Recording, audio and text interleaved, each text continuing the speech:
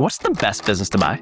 Like, if you look it up, you'll probably get laundromats, car wash maybe, and if you scroll on social media, you get the worst of the worst. Drop shipping, restaurants, retail, and it really made me think, like, what actually makes a good business? Well, in private equity, a good business is a handful of things: boring, recession resilient, cash flowing, and arguably more importantly, local. So that's the mission. I am here in California, and we are going to try to pinpoint what are the 5 most attractive, very local cash flowing businesses that we can go buy right now. So to kick off our search, I drove 7 minutes down the road to check out our very own first business, which is my local dental clinic.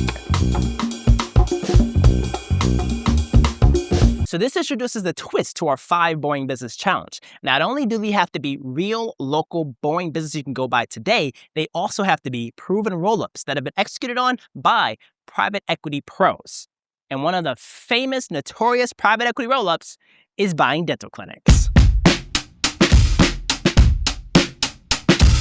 And you're probably asking, Kenny, why are you in front of a dental clinic?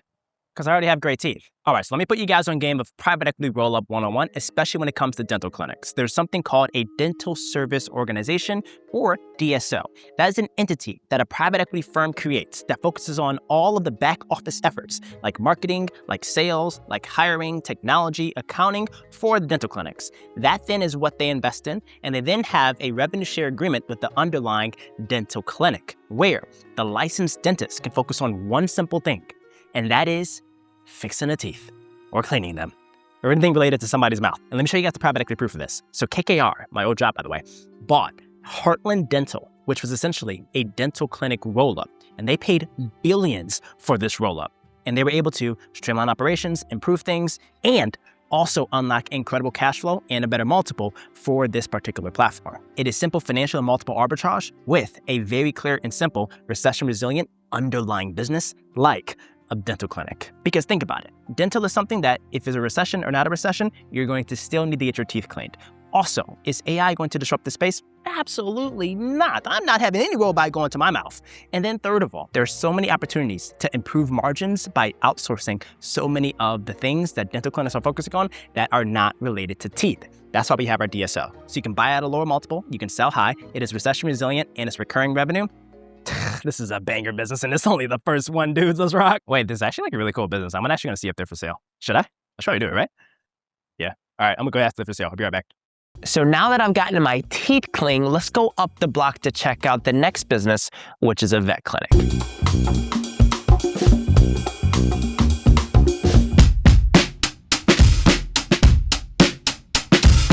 So as you can see from the huge paw behind me, the pet care business is going absolutely through the roof. Like, let me tell you, people are treating pets even better than children in 2026, all right? That is because of little folks like this, Buddy Finance. And let me tell you why I love the pet care market. Number one, ever since post-COVID, everyone decided to buy a pet because they were looking to solve for the loneliness side of being locked in during the pandemic. But with that comes the need to have grooming, the need to have vet clinics, and the need to have boarding if they need to go back into the office. And if they want to outsource all of that pet care services, they come to businesses like this, the Grand Pet Care Center here in Southern California. I like this because it is a private family-owned business that has been around here in the local area for around 30 years. So they have operating history, they have trust, and I'm assuming, I don't know the number yet, I'm assuming they're cash flowing. Now let me tell you why private equity is like so excited about this. Like, here's a really cool case study. Check out what JAB Holdings did a few years ago. They bought a platform or built a platform called Mars Pet Care.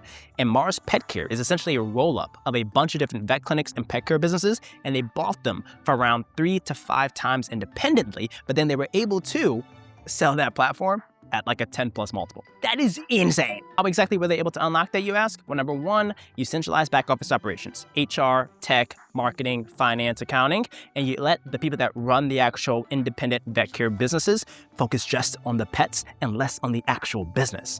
And so therefore, you're having incredible synergies, better care, better quality, better ratings, better customers, and a better multiple. It's easy.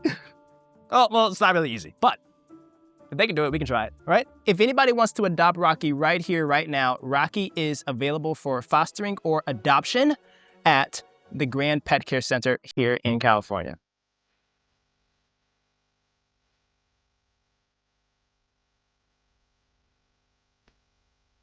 Like, it doesn't get more better than that. Hey, W's in the chat for Rocky if you all thought he was a cute dog. You better spam W, Rocky.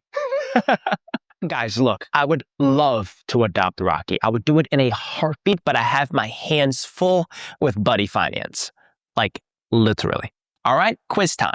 Which do you think is actually the most difficult? Number 1, finding the business to buy. 2, growing the business. Or 3, selling the business. Well, if you guessed number 2, growing the business, you are absolutely correct. Because in SMB land, business owners have so many things on their plate. Whether it is hiring, whether it is technology, whether it's accounting and banking, you name it, they have to handle it and put out fires every single day. And the more time that you spend on banking and admin and your finance infrastructure, the less time you can spend speaking to customers and generating more revenue. And that's where AirWallex comes in. AirWallex lets you manage business bank accounts, payments, cards, expense management, all across multiple currencies from one platform without getting crushed by FX fees or slow international transfers. Literally everything lives in one clean, real-time dashboard with no account opening fees, no monthly maintenance fees, and no minimum transaction requirements. You can even open a bank account in minutes and get local bank details in key markets so that you're operating as if you were a local, and you can skip the in-branch paperwork and start receiving funds through local clearing systems. And then one of my favorite features is that you are able to generate invoices and embed your own payment links quickly to get paid faster on your work. And on top of that, you can even issue virtual or physical corporate cards instantly to your employees and set spending limits or category blocks and freezes or cancel cards in real time just in case something looks off with the spend. And all of those transactions and reimbursements are reconciled into one place, and it automatically syncs with your other tools in your finance ecosystem, such as Xero or QuickBooks or NetSuite, which means no more manual expense reports or messy bookkeeping. I repeat, no more manual expense reports or messy bookkeeping. This is essential. And for business owners, that level of control and visibility drastically improves your cash flow and margin profile, especially as you strive to scale and grow your business. And if you guys want to get started with AirWallex, it is super easy and convenient, and they even have a free plan. And check out that link down below to get 1.5% cash back on your AirWallex corporate card spend. And thanks to them for sponsoring today's video. And let's get back to some of these boring businesses. All right, so now that we have our teeth cleaned and we have Buddy Finance all groomed and he has his shots up to date, let's talk about arguably the most exciting investment theme in private equity today. And that is the theme called the skills gap. Skills gap that is leaving so many good jobs unfilled. So in order for us to grow, we have to have a steady influx of qualified people, and there's a very small candidate pool out there. 6.66 million open jobs. Tough time finding skilled labor in this tight labor market. And that is being solved by one business and one business only, and that's vocational training.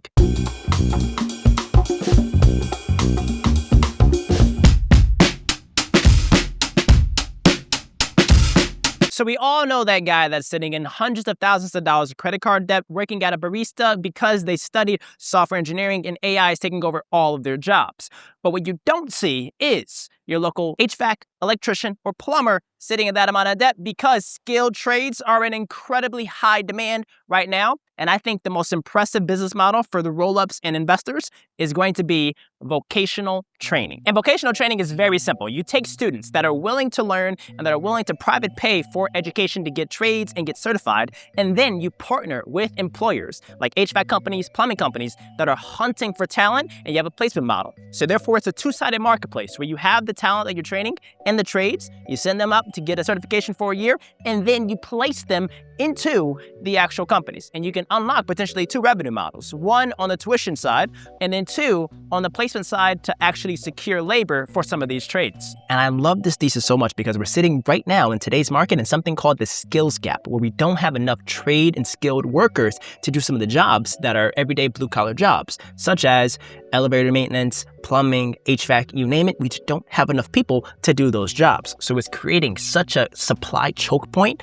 of talent, and vocational trainers actually solve that choke point at a good price. And private equity is picking up on this thesis like crazy. You can see some of these businesses have 20, 30, 40% margins, and they're doing roll-ups all across the US to try to find and have a lock on some of the best trade schools and programs. that are non-Title IV funded. Now, with Title IV, there's a whole mess going on with that, but for the private funded ones, very attractive business models. So here's this cool case study that I found. So this is Argosys or Argosy Private Equity. They are one of the top lower middle market private equity firms, and they recently acquired Heavy Equipment Colleges of America, HECOA. That's a funny name. But they are specializing in training people to do heavy equipment and crane operation. Super crazy niche, super critical skill. But they rolled them up and they're doing a lot of tuck-ins for this particular platform. So that's the W thesis. And if they can do it, we can do it too. Starting with potentially Summit College. In Summit College, they've been around since 1991 and they're still private family owned.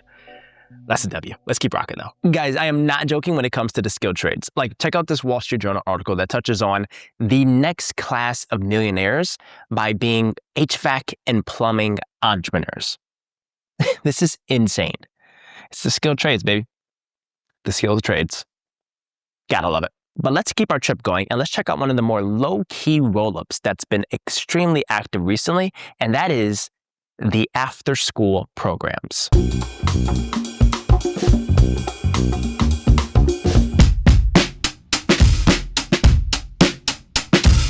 Sounds of Color, it might sound like a great first date night activity, but no, they're actually focused on families and providing after-school extracurricular programs, which I think is another bigger thesis for private equity roll-ups. And why is that? Well, if you have a great central location around a middle to higher income community where parents invest significantly into the after-school enrichment for their kids, or schools do it broadly for after-school programs, then you have yourself a cash flowing machine. Whether it is pianos, whether it is an after-school sports league like soccer or basketball or gymnastic, or arts and crafts like Sounds of Color, this can unlock an incredible opportunity to buy a bunch of these extracurricular services for families and then roll them up into one core platform. But you know, I gotta give you guys an actual case study. So 2 years ago, a Swedish private equity firm, the Swedes are investing in US companies? Okay. Anyway, a Swedish private equity firm bought IMG Academy, which is that sports-focused boarding school that's private pay, typically based in Florida, for $1.3 billion. So just imagine if you had like an IMG equivalent, but for after-school extracurriculars, whether it's guitar lessons or piano lessons or anything else that's related to after-school enrichment, you could be unlocking millions or potentially billions of dollars. That reminds me, I gotta pay for my nephew's after-school math program. So I'm kind of delayed on that. We're headed to our next site right now, but I'm telling you, like, walking around and just seeing some of these big trucks like this is always one of the best places to source air control systems. I guarantee you they're a cash flowing old business that's doing something recession resilient. So someone take a look at this, let me know if it's family owned, and let me know if it's a good business to look at, and drop your thoughts in the comments down below. So moving on to our final stop of this local boring business tour, let's take a look at a business that is not just local, not just regional, not just national, but actually global. If you have a business and your business has technology or computers, you are likely going to need an IT services partner.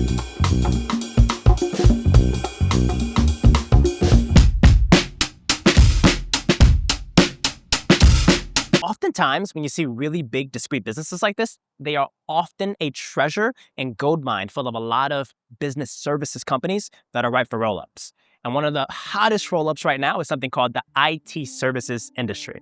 And this is essentially for small businesses that want to outsource their IT, their cybersecurity, as well as their hardware and equipment management when it comes to technology and computers. Why? Not everyone has enough cash to hire their own tech person. So what they do is they outsource it to businesses like Numa Networks, and they focuses on being the back-end tech infrastructure and IT service team for the small businesses in this particular area. Why do I like this place so much? Well, number one, cybersecurity threats are on a rise, and enterprise customers all the way to small businesses need to have cyber protection. And then number two, the annual contracts. And this is a great business model because you essentially charge annual maintenance contracts or observability contracts with the customers to ensure that you are monitoring their cyber efforts, monitoring their computer usage, monitoring if they need to have any equipment upgrades or subscription renewals. You're handling all of that for them so they can just simply focus on that particular business. And then here's the third play, the private equity roll-up specialty. You can buy a lot of these things for now around 5 to 6 times multiples, but larger scaled platforms with 1, 5, 10 million plus of EBITDA, those are trading for almost 15 plus times EBITDA.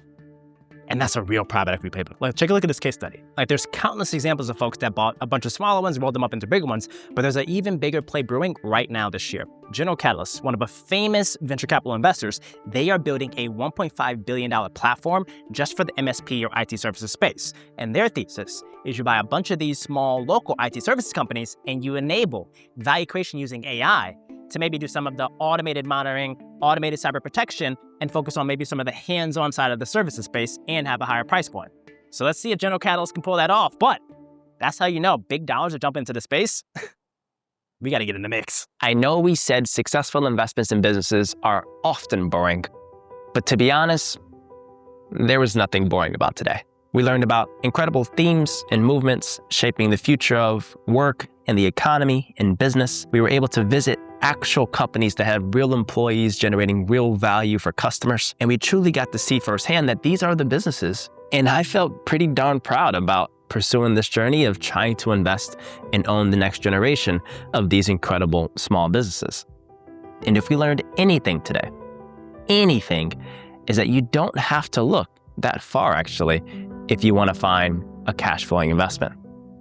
In fact, it might just be right next door. Finding businesses is just the start, and YouTube actually thinks you're gonna learn even more in this next video. And shout out to all the Shred Lords that join our daily live streams on YouTube and Twitch. You guys are absolutely amazing, and I will catch you guys making smart money moves on the next one. Peace.